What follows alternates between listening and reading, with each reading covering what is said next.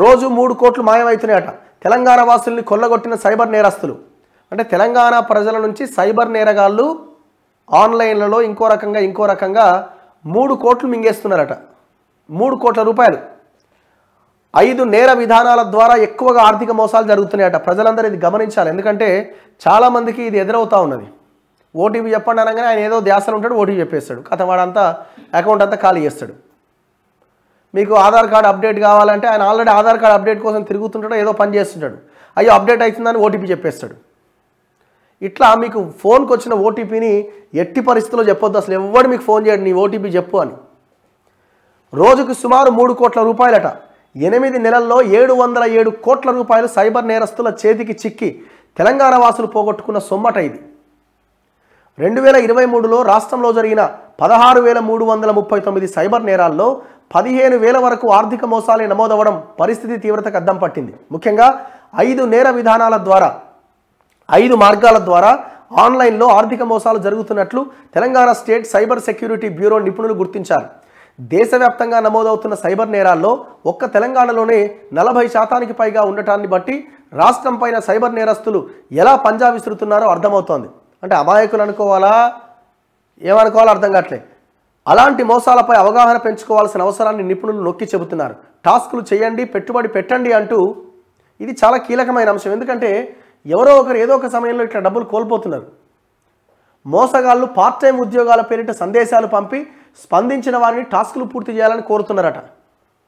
ఉద్యోగం ఇస్తామనగా ఆ link open చేయాలి. ఆ లింక్ ఓపెన్ చేసి ఎక్కడెక్కడికో పోతుంది. అది తాము సూచించే వెబ్సైట్లో వీడియోలు పరిశీలించి రేటింగ్ ఇస్తే చాలు భారీగా డబ్బులు వస్తాయని చెబుతున్నారు. తొలుత 1000 రూపాయలు పెట్టుబడిగా పెట్టించి టాస్క్ పూర్తి చేస్తే 866 రూపాయలు లాభంగా ఇస్తున్నారు. దీంతో వారు మరింత పెట్టుబడి పెడుతున్నారు, అంటే నమ్మిస్తున్నారు. లక్షలు పెట్టాక మొహం చాటేస్తున్నారు. చిక్కడపల్లి వాసి ఏకంగా 28 లక్షలు కోల్పోయినట్లు హైదరాబాద్ పోలీసులు చెప్తున్నారు. దీని వెనుక చైనా వారితో పాటు ఉగ్రవాద ముఠాల ప్రమేయాన్ని గుర్తించారు. దేశవ్యాప్తంగా 712 కోట్లను ఈ ముఠాలు కొల్లగొట్టినాయట. కొరియర్ పేరుతో సైబర్ నేరస్తులు కొరియర్ ఉద్యోగుల మాదిరిగా నటిస్తున్నారట.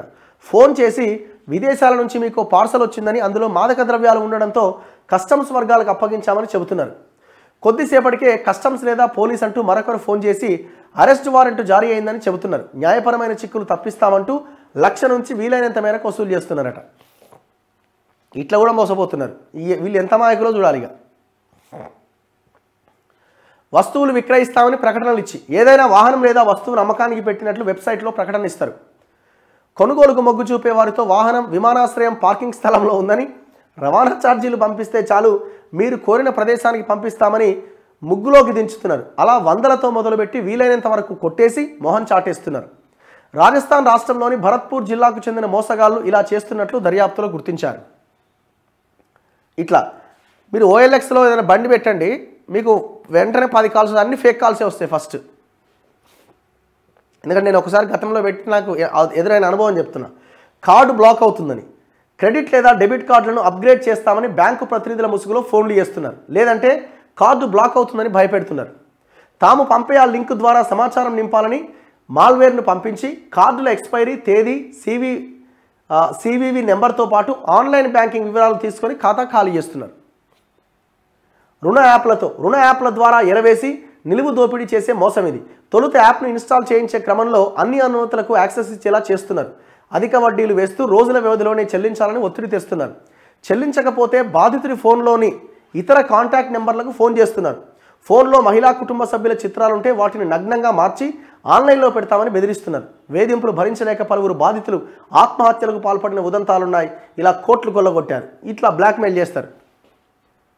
ఇది చాలా దారుణమైన సిచ్యువేషన్ యాక్చువల్గా. మీరు చూడండి, ఇది కాకుండా ఆన్లైన్ గేమ్స్తో తల్లిదండ్రులు సంపాదించిన డబ్బుని పిల్లలు దుర్వినియోగం చేసి ఆత్మహత్యలు చేసుకుంటున్న ఇవి కోకొల్లలు.